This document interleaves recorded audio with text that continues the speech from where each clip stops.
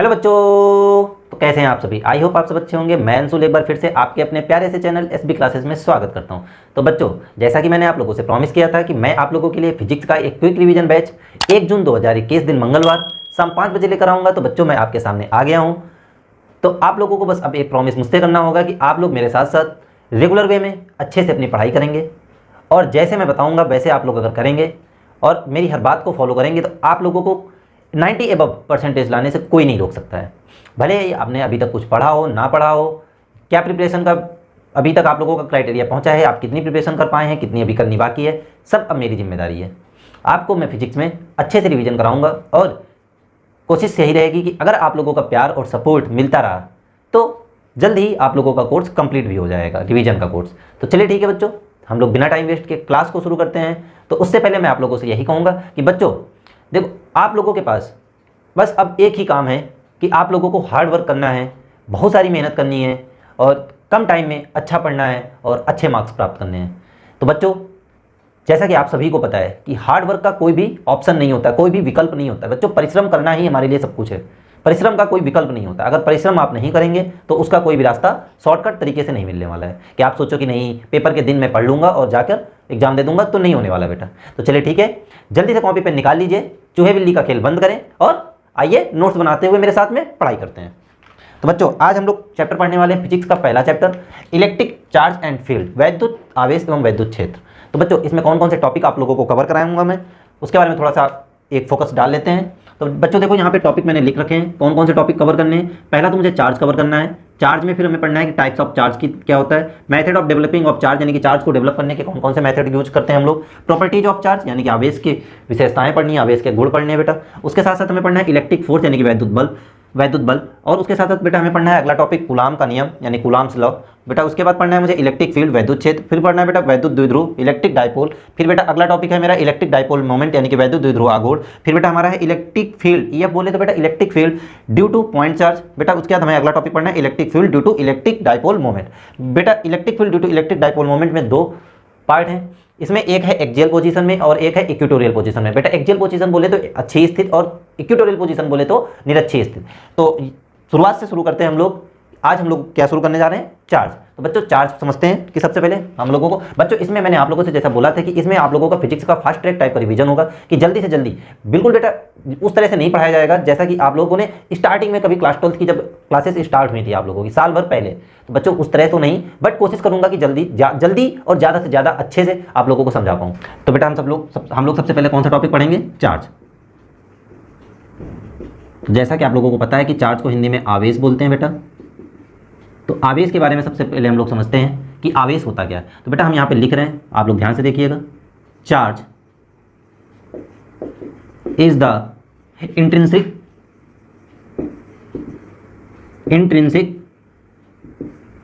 Property of matter,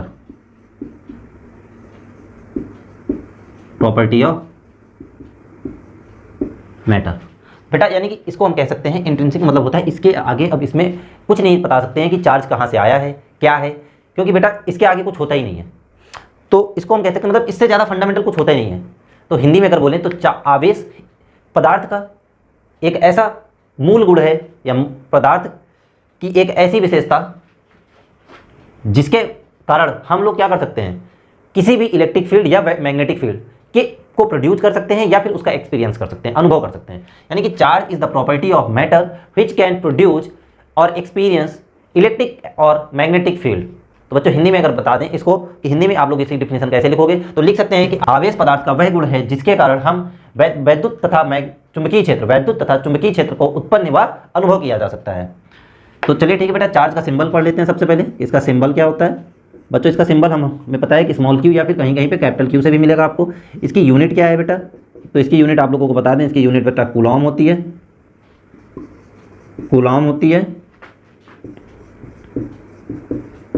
उसके बाद बेटा इसको अगर कूलॉम को किससे डिनोट करते हैं तो बेटा इसको कैपिटल सी से डिनोट किया जाता है। बेटा इसके बाद इसकी बात करते हैं कि ये क्वांटिटी कैसी है बच्चों, ये कैसी क्वांटिटी है, स्केलर या वेक्टर, कैसी राशि है। यूनिट को मात्रक कहते हैं बेटा हिंदी में। हम इस क्लास में UP board and CBSE ICSE board सबको लेकर चलेंगे, तो बेटा हिंदी और इंग्लिश दोनों में मिक्स रहेगा। तो जिससे कि आप लोगों को समझने में अगर कोई दिक्कत आए तो आप लोग मुझे कमेंट बॉक्स में कमेंट जरूर करके बताइएगा कि आप लोगों को समझने में कहाँ पे दिक्कत आ रही है। तो क्वांटिटी बेटा यानी कि कैसी राशि है, ये जल्दी से आप लोग कमेंट करें। तो बेटा ये कैसी राशि है, स्केलर क्वांटिटी यानी कि अदिश राशि है। बच्चों यह एक अदिश राशि है। अगर इसके हम क्या डायमेंशन की बात करें, इसकी डायमेंशन क्या होती है, तो इसकी डायमेंशन होती है बेटा 80। तो आप लोगों ने चार्ज समझ लिया कि चार्ज क्या होता है बेटा। अब इसके बाद हम लोग चलते हैं कि टाइप्स ऑफ चार्ज। तो बच्चों अगर टाइप्स ऑफ चार्ज की बात करें तो चार्ज 2 टाइप का होता है। टाइप्स की अगर बात करें हम इसके, तो टाइप्स कितने होते हैं इसके बेटा, 2 होते हैं। पहला होता है पॉजिटिव चार्ज और दूसरा होता है निगेटिव चार्ज। बेटा पॉजिटिव चार्ज क्या होता है, इसके पास इलेक्ट्रॉन की क्या होती है, कमी होती है बेटा, इलेक्ट्रॉन की कमी होती है। और जो बेटा निगेटिव चार्ज होता है उसके पास इलेक्ट्रॉन की अधिकता होती है, यानी कि यहाँ पे इलेक्ट्रॉन की डिफिशियंसी होती है और यहाँ पे इलेक्ट्रॉन की इफिशियंसी होती है। यहाँ पर लिख सकते हैं कि इलेक्ट्रॉन की अधिकता होती है। बच्चों आपको बता दें कि ये जो है आपका पॉजिटिव चार्ज, पॉजिटिव चार्ज में अगर एग्जांपल की बात करें तो प्रोटॉन को बेटा पॉजिटिव चार्ज कहते हैं, प्रोटॉन पॉजिटिव चार्ज होता है। और इसमें अगर एग्जांपल की बात करें निगेटिव चार्ज में, तो इलेक्ट्रॉन एक निगेटिव चार्ज होता है। तो आप लोग जल्दी से इसे नोट करें, वीडियो को पॉज करके जल्दी से इसको नोट कर लें। तो बच्चों आप लोगों को समझ में आ रहा है, नहीं आ रहा है, आप जैसा भी है आप कमेंट बॉक्स में कमेंट करें। मैं आपके लिए और ज़्यादा मेहनत करने के लिए तैयार हूँ। बस आप लोग रेडी रहें कि आप लोगों को भी मेहनत करनी पड़ेगी साथ ही साथ, क्योंकि जब तक आप नहीं करेंगे मेहनत तब तक मेरी मेहनत से कोई फायदा नहीं मिलने वाला है आप लोगों को। तो बच्चों आप लोगों को अपनी मेहनत तो जरूर करनी होगी। चलिए ठीक है बच्चों, अब इसके आगे पढ़ते हैं method of developing of charge. तो बच्चों मेथड पढ़ते हैं तो बेटा इसके 3 मेथड होते हैं। कौन कौन से, एक तो होता है फ्रैक्शन, दूसरा होता है कंडक्शन और तीसरा होता है इंडक्शन। बेटा फ्रैक्शन को हिंदी में बेटा बोलते हैं घर्षण, और कंडक्शन को बोलते हैं चालन, और तीसरे को यानी कि इंडक्शन को बोलते हैं प्रेरण। यानी कि इसके अगर मेथड ऑफ डेवलपिंग की बात करें कि method of developing of charge, अगर बेटा method of developing of charge की बात करें तो इसके 3 मेथड होते हैं। पहला मेथड कौन सा है बेटा, फ्रैक्शन। दूसरा मेथड कौन सा है बेटा, कंडक्शन। और तीसरा मेथड है बेटा इंडक्शन। बेटा फ्रैक्शन को हिंदी में घर्षण कहते हैं, इसको कंडक्शन को चालन कहते हैं, और इंडक्शन को बेटा प्रेरण कहते हैं। इनमें थोड़ा थोड़ा समझ लेते हैं कि घर्षण से कैसे चार्ज डेवलप किए जा सकते हैं बेटा, और कंडक्शन से, और फिर इंडक्शन से। तो बच्चों आप लोगों को पता है कि हम, ये बहुत पुरानी बातें, काफ़ी पुरानी बातें हो गई हैं, आप लोगों ने बचपन में भी किया होगा। जब हम किसी एक ऑब्जेक्ट को दूसरे ऑब्जेक्ट से रब करते थे तो क्या होता था, वो एक किन्हीं चीज़ों को अट्रैक्ट करने लगते थे। यानी जब हम बच्चों, आपने देखा होगा पेन के निब को जब ऐसे बालों पे हम रब किया करते थे तो वो किसी कागज़ के टुकड़े को क्या कर लेता था, अट्रैक्ट कर लेता था। तो इसे ही कहते हैं कि घर्षण से, यानी कि घर्षण करने की वजह से या फ्रैक्शन की वजह से चार्ज डेवलप हो जाना। बच्चों अगर कंडक्शन की बात करें तो अगर आप सोच लो कि यहाँ पर ये ऑब्जेक्ट है जो कि क्या है, आवेशित है, यानी कि चार्ज है, और एक हमने यहाँ पे और दूसरा ऑब्जेक्ट लिया जो कि चार्ज नहीं है, ये अनावेशित है, इस पर कोई भी आवेश नहीं है, और ये आवेशित है, ये चार्ज नहीं है। तो बच्चों अगर हम इसको, इन दोनों ऑब्जेक्ट्स को किसी एक कंडक्टिंग वायर की वजह से, ये क्या है मेरा कंडक्टिंग वायर के थ्रू अगर आपस में जोड़ दें तो बच्चों आवेशित बॉडी से अनावेशित बॉडी में इलेक्ट्रॉन्स का ट्रांसफर होने लगता है। इसे ही कहते हैं कंडक्शन मेथड। तो बेटा कंडक्शन मेथड में क्या होता है, चालन प्रक्रिया में क्या होता है कि जब किसी एक आवेशित गोले के पास किसी दूसरे अनावेशित गोले को लाया जाता है और उसे किसी चालक तार के माध्यम से जोड़ दिया जाए आपस में उन दोनों को, तो बेटा आवेशित गोले से अनावेशित गोले में इलेक्ट्रॉन का ट्रांसफर होने लगता है। बेटा इसी तरह इंडक्शन में क्या होता है कि मान लीजिए हमारे पास ये कोई चार्ज बॉडी है, ये कैसी बॉडी है, चार्ज बॉडी है, और ये मेरे पास कैसी बॉडी है, अनचार्ज बॉडी है, यानी कि डिस्चार्ज बॉडी है, इसके पास कोई चार्ज नहीं, इसके पास चार्ज है बेटा। तो ये आवेशित है, ये आवेशित है, और वो अनावेशित है। तो इसमें क्या होता है बेटा, जब किसी अनावेशित बॉडी को आवेशित बॉडी के पास लाया जाता है और उन दोनों को एक दूसरे से संपर्क करा के रख दिया जाए तो अपने आप स्वतः इसमें इलेक्ट्रॉन ट्रांसफर होने लगते हैं अनावेशित बॉडी में, और अनावेशित बॉडी भी आवेशित हो जाती है। इसे ही कहते हैं इंडक्शन, यानी कि प्रेरण मेथड, इंडक्शन मेथड। तो बच्चों हमने ये भी टॉपिक कंप्लीट किया। अब आगे चलते हैं, हम लोग पढ़ते हैं प्रॉपर्टीज ऑफ चार्ज। अगर हम प्रॉपर्टीज ऑफ चार्ज पढ़ते हैं तो प्रॉपर्टीज कौन कौन से होती हैं ये भी समझ लेते हैं जल्दी से। तो बच्चों आप लोग इसको साथ साथ समझते जाइए, नोट करते जाइए, वीडियो पॉज करके नोट जरूर कर लीजिएगा, तभी आगे बढ़िएगा। हम लोग क्या करते हैं, अब हम लोग पढ़ते हैं प्रॉपर्टीज ऑफ चार्ज। तो बेटा प्रॉपर्टीज ऑफ चार्ज को क्या कहते हैं, आवेश की विशेषताएं। तो बेटा आवेश की विशेषताएं आप लोगों ने बचपन से पढ़ी हैं कि पहली तो सबसे सिंपल इसकी एक विशेषता है, तो वो क्या है बेटा, आप लोगों को बता दें कि जो लाइक चार्जेज होते हैं, यानी कि अगर प्लस प्लस चार्जेज कहीं पे रखे हैं तो ये दोनों एक दूसरे को क्या करते थे, ये दोनों एक दूसरे को क्या करते थे बेटा, रिपल करते थे। इसी तरह अगर मान लीजिए यहाँ पे माइनस माइनस चार्ज रखे हैं तो ये भी दोनों एक दूसरे को क्या करते थे, रिपल करते थे। तो ये नेचर कैसा है बेटा, ये है कि रिपल कर रहे हैं एक दूसरे को। अगर यहीं पर एक ऑब्जेक्ट है जिसमें एक पॉजिटिव चार्ज है और एक नेगेटिव चार्ज है, इन दोनों को अगर पास में लाया जाए तो ये दोनों एक दूसरे को क्या करेंगे, अट्रैक्ट कर रहे होंगे। तो इस फिनोमिना को क्या कहते हैं कि, यानी कि हम कह सकते हैं कि अपोजिट चार्ज क्या करते हैं, अनलाइक चार्ज एक दूसरे को अट्रैक्ट करते हैं और लाइक चार्ज एक दूसरे को क्या करते हैं बेटा, रिपल करते हैं, यानी कि प्रतिकर्षित करते हैं। हम कह सकते हैं कि समान आवेश एक दूसरे को प्रतिकर्षित करते हैं तथा असमान आवेश एक दूसरे को आकर्षित करते हैं। तो बेटा ये पॉइंट बचपन से आप लोग पढ़ते चले आ रहे होंगे, क्लास 10th में भी पढ़ा होगा। अगर नहीं पढ़ा है तो अब आप लोग इस बात को नोटिस कर लें और जल्दी से अपनी कॉपी में नोट कर लें। प्रतिकर्षित करते हैं और ये आकर्षित करते हैं, जो अनलाइक चार्जेस होते हैं, आकर्षित करते हैं। बेटा इसके बाद हमें एक दो प्रॉपर्टी, ये तो बेसिक प्रॉपर्टी थी, आप लोग बचपन से पढ़ते हैं। अब हमें एक दो अच्छी प्रॉपर्टी के बारे में यहाँ बात करनी है और उनके बारे में जल्दी से बात कर लेते हैं। बच्चों उससे पहले आप लोग जल्दी से कमेंट करें, शेयर करें वीडियो को, सभी को, अपने सभी दोस्तों में इस वीडियो को ज़्यादा से ज़्यादा शेयर करें, क्योंकि बच्चों जब आप लोग यहाँ पे अच्छे से लाइक करेंगे, कमेंट करेंगे, शेयर करेंगे वीडियो को, तभी हम लोगों को एनर्जी मिलेगी, और जब मुझे एनर्जी मिलेगी तभी मैं आप लोगों को एनर्जी के साथ पढ़ा पाऊंगा। तो बच्चों आप लोगों से यही मैं बार बार रिक्वेस्ट करूंगा कि आप लोग अपना प्यार और अपना सपोर्ट बनाए रहें, जिससे कि मैं भी एनर्जी फुल रहूं और पूरा एनर्जेटिक तरीके से पढ़ाऊं आप लोगों को, जिससे कि आप लोगों के अंदर भी एक एनर्जी आए और आप लोग भी अच्छे से पढ़ें। तो बच्चों इस वीडियो को ज़्यादा से ज़्यादा शेयर करना, लाइक करना। चलिए ठीक है, आगे बढ़ते हैं अगली प्रॉपर्टी के बारे में। अगली प्रॉपर्टी इसकी क्या है बेटा, conservation of charge. Conservation of charge. तो बेटा कंजर्वेशन ऑफ चार्ज क्या होता है, आप लोगों ने बचपन में पढ़ा होगा कि कंजर्वेशन ऑफ एनर्जी। तो कंजर्वेशन ऑफ एनर्जी बेटा क्या होता था कि एनर्जी को ना तो कहीं उत्पन्न किया जा सकता है, क्रिएट किया जा सकता है, और ना ही कहीं खत्म किया जा सकता है, नष्ट किया जा सकता है, यानी कि डिस्ट्रॉय किया जा सकता है। यानी कि energy can be neither created और नॉर बी डिस्ट्रॉयड। इसी तरह बेटा सेम यहाँ पे होता है चार्ज में, चार्ज में भी यही होता है कि charge can be neither created nor be destroyed. बच्चों इसके साथ साथ हम यहाँ पे दूसरा पॉइंट बोल सकते हैं कि अगर कोई आइसोलेटेड सिस्टम है बेटा, कैसा सिस्टम है, आइसोलेटेड अगर सिस्टम है कोई, तो आइसोलेटेड सिस्टम में चार्ज जो होते हैं बेटा वो हमेशा कैसे होते हैं, चार्ज जो होते हैं वो हमेशा कांस्टेंट होते हैं। जो नेट चार्ज होते हैं, जो टोटल चार्ज होता है वो आइसोलेटेड सिस्टम का हमेशा कांस्टेंट होता है। तो इस बात को ध्यान रखना कि आइसोलेटेड सिस्टम में हमेशा टोटल चार्ज कैसा होता है, कांस्टेंट होता है। जैसे आप लोगों को एग्जांपल के थ्रू समझा देते हैं। मान लीजिए मेरे पास ये एक आइसोलेटेड सिस्टम है, मेरे पास यहाँ पे एक +2 कूलाम का चार्ज है, एक यहाँ पे +5 कूलाम का चार्ज है, यहाँ पे -3 कूलाम का चार्ज है, और एक ये दूसरा आइसोलेटेड सिस्टम है।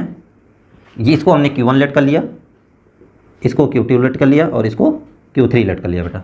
यहाँ पे इसी तरह Q1 की वैल्यू कितनी है, अगर हम Q1 डैश की वैल्यू बात करें तो यहाँ पे Q1 डैश की वैल्यू +4 कूलाम है। Q2 डैश की बात करें अगर, तो Q2 डैश बेटा कितना है, +1 कूलाम है। और अगर हम Q3 डैश की बात करें तो Q3 डैश के पास बेटा कितने चार्ज हैं, -1 कूलाम बेटा।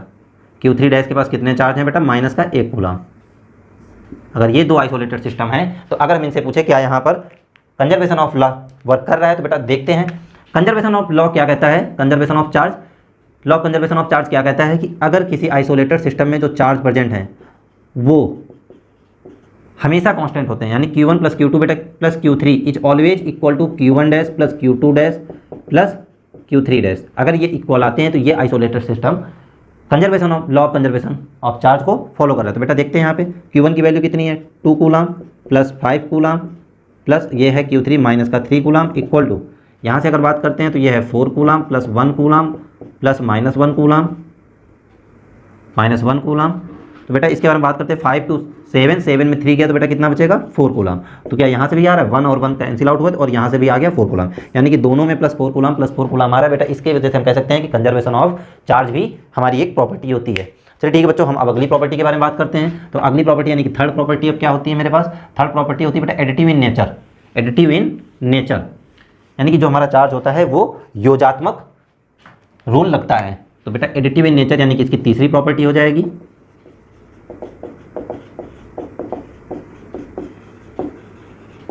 बेटा इसका मतलब होता है कि किसी ऑब्जेक्ट में, मान लीजिए ये हमारे पास एक ऑब्जेक्ट है, किसी ऑब्जेक्ट में उपस्थित कुल आवेश, किसी ऑब्जेक्ट में उपस्थित कुल आवेश के कितना होता है, उसमें उपस्थित सभी आवेशों के बीजगणितीय योग के बराबर होता है। तो बेटा एडिटिव नेचर क्या होता है? एडिटिव नेचर होता है कि बेटा किसी ऑब्जेक्ट में, ये मान लेते हैं कि मेरे पास एक ऑब्जेक्ट है, ये ऑब्जेक्ट है, तो बेटा किसी ऑब्जेक्ट में प्रेजेंट टोटल चार्ज, अगर हम इस ऑब्जेक्ट की बात करें कि इस ऑब्जेक्ट में नेट चार्ज कितना है, क्यू नेट कितना है, तो बेटा अगर क्यू नेट निकालना है तो इसमें प्रेजेंट सभी चार्जेज का अलजेब्रिक सम करना होगा।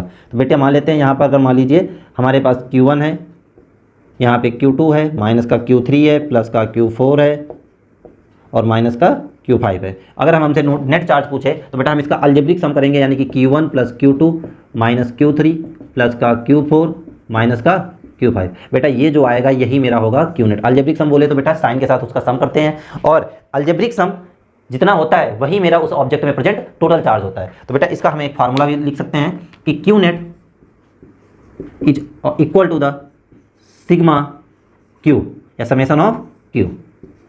तो बच्चों इस पॉइंट को अच्छे से समझ लीजिए कि जो हमारा एडिटिव इन नेचर होता है चार्ज का, वो क्या होता है कि किसी ऑब्जेक्ट में उपस्थित कुल आवेश उसमें उपस्थित सभी आवेशों के बीजगणितीय योग के बराबर होता है। तो बच्चों हमने यहाँ तक अपना टॉपिक कंप्लीट कर लिया है। बेटा कहाँ तक कंप्लीट कर लिया? हमने चार्ज कंप्लीट कर लिया है, हमने टाइप्स ऑफ चार्ज कंप्लीट कर लिया, method of developing of charge complete कर लिया हमने, उसके बाद properties of charge complete. Properties में बेटा एक प्रॉपर्टी और बच रही है आपकी, वो कौन सी प्रॉपर्टी है? यानी कि फोर्थ प्रॉपर्टी बच रही है अभी आपकी, एक क्या है? Quantization of charge. बेटा क्वांटाइजेशन ऑफ चार्ज क्या होता है? बच्चों क्वांटाइजेशन ऑफ चार्ज क्या होता है? तो क्वांटाइजेशन ऑफ चार्ज आप लोगों को बता दें कि क्वांटाइजेशन ऑफ चार्ज में हम लोगों ने पढ़ा है कि जब कोई ऑब्जेक्ट हमारा होता है जो कि चार्ज ऑब्जेक्ट हो, तो उसमें उपस्थित आवेश एक आवेश या फिर कह सकते हैं कि निश्चित और न्यूनतम आवेश का गुणज होता है। बेटा निश्चित और न्यूनतम आवेश का गुणज होता है। मान लीजिए कि मेरे पास एक कोई चार्ज ऑब्जेक्ट है, इसमें बहुत सारे इलेक्ट्रॉन्स प्रेजेंट होंगे, तो उस निश्चित और न्यूनतम आवेश का गुणज होता है। तो बेटा वो निश्चित और न्यूनतम आवेश जो होता है उसे ही कहते हैं मूल आवेश। तो बेटा मूल आवेश क्या होता है? मूल आवेश होता है कि एक इलेक्ट्रॉन में उपस्थित आवेश को मूल आवेश कहते हैं। तो बेटा एक इलेक्ट्रॉन में कितने आवेश उपस्थित होते हैं? पहले तो हम इसके बारे में बात कर लेते हैं कि एक इलेक्ट्रॉन में कितने आवेश उपस्थित होते हैं। तो एक इलेक्ट्रॉन में होते हैं बेटा 1.6 × 10⁻⁻⁹ कूलाम। वैसे तो ये इलेक्ट्रॉन निगेटिव चार्ज है, तो यहाँ पे निगेटिव साइन भी आता है, तो -1.6 × 10⁻⁻⁹ कूलाम, -1.6 × 10⁻⁻⁹ कूलाम ये मेरे एक इलेक्ट्रॉन पे उपस्थित आवेश होता है। बेटा तो क्वांटाइजेशन ऑफ चार्ज का जो हमारा फार्मूला निकल के आता है तो वो आता है Q = ±NE। N यहाँ पर एक इंटीजर है, या कह सकते हैं नंबर ऑफ इलेक्ट्रॉन्स है, और E क्या है? Charge on electron, charge on 1 electron. एक E क्या है? एक इलेक्ट्रॉन पर उपस्थित आवेश, और N क्या है? आवेशों की संख्या, इलेक्ट्रॉनों की संख्या, सॉरी बेटा इलेक्ट्रॉनों की संख्या। बच्चों इसके बाद हम लोग अब क्या करेंगे? इलेक्ट्रिक फोर्स को जल्दी से पढ़ लेते हैं कि इलेक्ट्रिक फोर्स क्या होता है। बेटा अभी इसी में समझते हैं इलेक्ट्रिक फोर्स क्या होता है। यहाँ पे समझ लेते हैं कि इलेक्ट्रिक फोर्स क्या होता है। तो बेटा बताएगा कोई इलेक्ट्रिक फोर्स क्या होता है? कौन बताएगा? जल्दी से कमेंट करें और वीडियो को लाइक करते रहें साथ साथ, और अपने दोस्तों में शेयर करते रहें। तो चलिए जल्दी से बेटा पढ़ते हैं कि इलेक्ट्रिक फोर्स क्या होता है। तो बच्चों इलेक्ट्रिक फोर्स क्या होता है? इलेक्ट्रिक फोर्स होता है कि दो आवेशों या दो आवेशित वस्तुओं के बीच में लगने वाला बल, दो आवेशों या फिर दो आवेशित वस्तुओं के बीच में लगने वाला बल ही क्या कहलाता है? वैद्युत बल कहलाता है, या फिर इलेक्ट्रिक फोर्स कहलाता है। तो बेटा आप लोगों को समझ में आ गया होगा कि इलेक्ट्रिक फोर्स क्या होता है। इलेक्ट्रिक फोर्स क्या होता है बेटा? कि किन्हीं दो आवेशों के बीच लगने वाला बल ही वैद्युत बल कहलाता है। तो बेटा मान लेते हैं कि एक ऑब्जेक्ट यहाँ, एक आवेश यहाँ पर है जिसको हमने मान लिया Q1 है, एक आवेश यहाँ पर है Q2 है। इन दोनों के बीच में जो भी बल अट्रैक्शन का या फिर रिपल्सन का लग रहा होगा उसे ही क्या कहते हैं? वैद्युत बल कहते हैं। बेटा बल है तो इसका यूनिट बताने की मुझे जरूरत नहीं पड़ेगी, तो इसका यूनिट क्या हो जाएगा? न्यूटन हो जाएगा। तो बच्चों आप लोगों को यहाँ तक समझ में आ गया होगा, हम लोगों के टॉपिक यहाँ तक कंप्लीट हो गए हैं। तो बच्चों इसके बाद जल्दी से हम लोग क्या पढ़ लेते हैं? कूलाम्स लॉ, और फिर उसके आगे के जो टॉपिक हैं वो हम लोग नेक्स्ट वीडियो में पढ़ेंगे। तो बेटा यहाँ पे हम कूलाम्स लॉ पूरा डिस्कस तो नहीं करने वाले हैं, बट हम जल्दी से थोड़ा सा बस डिस्कस करेंगे फार्मूला, जिससे कि आप लोगों को क्वेश्चन सॉल्व करने, जब हम क्वेश्चन सॉल्व करा रहे हो तो आप लोगों को कोई भी दिक्कत ना आए, आप लोग ये ना कहें कि नहीं सर हमारा कूलाम्स लॉ नहीं पढ़ा हुआ है। तो बेटा कूलाम्स लॉ जल्दी से समझ लेते हैं यहाँ पर हम लोग। तो कूलाम्स लॉ क्या होता है? कूलाम्स लॉ बोले तो कूलाम का नियम। कूलाम ने बोला था कि जब कोई दो आवेश एक दूसरे से r दूरी पर रखे हों तो उनके बीच में लगने वाला बल उन दोनों आवेशों के परिमाणों के गुणनफल के अनुक्रमानुपाती होता है, उन दोनों आवेशों के गुणनफल के अनुक्रमानुपाती होता है तथा उनके बीच की दूरी के व्यतिक्रमानुपाती। बेटा यानी कि हम कह सकते हैं force is directly proportional to the product of magnitude of charge and force is inversely proportional to the distance square of the distance between them, यानी कि उनके आवेशों के बीच की दूरी के वर्ग के व्यतिक्रमानुपाती तथा उन दोनों आवेशों के परिमाणों के गुणनफल के अनुक्रमानुपाती होता है। तो बेटा जब हम इन दोनों इक्वेशन को मिलाते हैं तो हमारे पास यहाँ एक फार्मूला आता है। तो बेटा हम डायरेक्ट यहाँ पे आप लोगों को फार्मूला बताएंगे क्योंकि ये फास्ट ट्रैक रिवीजन है हम लोगों का, यहाँ पूरा डेरिवेशन नहीं होने वाला है। तो F is directly proportional to the, पहले इक्वेशन बनती है यहाँ पे डायरेक्ट हम चलो फार्मूला लिख देते हैं। तो F is equal to 1/4 pi epsilon not Q1 Q2 upon में R स्क्वायर। तो बेटा Q1 Q2 आपको पता है कि क्या है, आवेश है, R क्या है, उनके बीच की दूरी है, और ये क्या है 1/4 पाई इप्सिलॉन नॉट। इसको दूसरी तरीके से भी थोड़ा सा लिखा जा सकता है, इसको लिख सकते हैं F इज इक्वल टू इतनी वैल्यू को हम क्या लेट कर लेते हैं, इतनी वैल्यू को हम अगर K लेट कर लें तो यहाँ से फार्मूला बन जाएगा K Q1 Q2 अपॉन में R स्क्वायर। तो बेटा ये फार्मूला और ये फार्मूला, इन दोनों में से कोई एक याद करके रखना जरूर आप लोग, क्योंकि बेटा फार्मूला याद रहेगा तभी आप लोग न्यूमेरिकल सॉल्व कर पाओगे और आगे की चीज़ें समझ पाओगे। बेटा यहाँ पे एक दो चीज़ें और बात कर लेते हैं कि ये इप्सिलॉन नॉट क्या होता है। ये इप्सिलॉन नॉट होता है बेटा क्या, हम यहाँ चलो इधर साइड में लिख देते हैं कि इप्सिलॉन नॉट क्या होता है बेटा, विद्युतशीलता होती है। क्या होती है, विद्युतशीलता होती है। और इसकी वैल्यू कितनी होती है, अगर इसकी वैल्यू की बात करें कि इप्सिलॉन नॉट की वैल्यू होती है तो 8.85 इंटू 10⁻⁻12, इसका यूनिट भी लिख लेते हैं बेटा। तो क्या हो जाएगा, coulomb square per newton metre square, coulomb square per newton metre square. तो बच्चों इसकी यूनिट समझ में आ गई होगी आप लोगों को कि coulomb square per newton metre square. बच्चों अब ये जो के आया है तो इस के की वैल्यू क्या होती है, इसको भी आप लोग ध्यान से नोट कर लीजिएगा। मैं यहाँ सबसे ऊपर नोट कर रहा हूँ कि जो के आया है इसकी के की वैल्यू होती है, जब यहाँ पे इप्सिलॉन नॉट की वैल्यू और 4 पाई की वैल्यू रखेंगे सॉल्व करेंगे तो यहाँ से सॉल्व होकर आती है 9 इंटू 10⁻9 न्यूटन मीटर स्क्वायर पर कूलाम स्क्वायर। तो बच्चों ये दो वैल्यू याद रखना है, इप्सिलॉन नॉट की और के की वैल्यू, क्योंकि बेटा कभी कभी क्वेश्चन पेपर में इप्सिलॉन नॉट और के की वैल्यू नहीं दिया होता, बाकी ज़्यादातर तो आप लोगों के पेपर पे ही वैल्यू दे देता है, तो आप लोगों को याद करने की जरूरत नहीं पड़ती, फिर भी आप लोग याद रखना क्योंकि कभी कभी पेपर में नहीं देता। बच्चों आप लोगों को ये क्लास कैसी लगी है आप लोग कमेंट करके जरूर बताइएगा, और वीडियो को ज़्यादा से ज़्यादा शेयर करें अपने दोस्तों में, प्लस इसको लाइक करें, क्योंकि बेटा आप लोगों के लाइक करना और कमेंट करना ही हम लोगों के लिए एक एनर्जी बूस्टर टाइप का होता है। तो बच्चों आप लोगों से यही रिक्वेस्ट है कि आप लोग वीडियो को ज़्यादा से ज़्यादा शेयर करें और लाइक करें और कमेंट करके जरूर बताना, कमेंट करके बताना मत भूलना कि आप लोगों को क्लास कैसे लगी। और बच्चों इसके आगे के टॉपिक अब हम लोग कल की क्लास में कवर करेंगे। चलिए ठीक है बच्चों, आप लोग अपना ध्यान रखें, अपने माता पिता का ध्यान रखें और पढ़ाई अच्छे से करते रहें जिससे कि आप लोगों के मार्क्स अच्छे आ सकें। चलिए ठीक है बच्चों, अगर अभी तक आप लोग चैनल पे नए हैं और चैनल को सब्सक्राइब नहीं किया है तो जल्दी से चैनल को सब्सक्राइब कर लें, साथ ही में बेल आइकॉन को दबा लें जिससे कि आप लोगों को इस तरह के लेटेस्ट वीडियोज को नोटिफिकेशन मिलते रहें। चलिए ठीक है दोस्तों, बाय बाय, टेक केयर।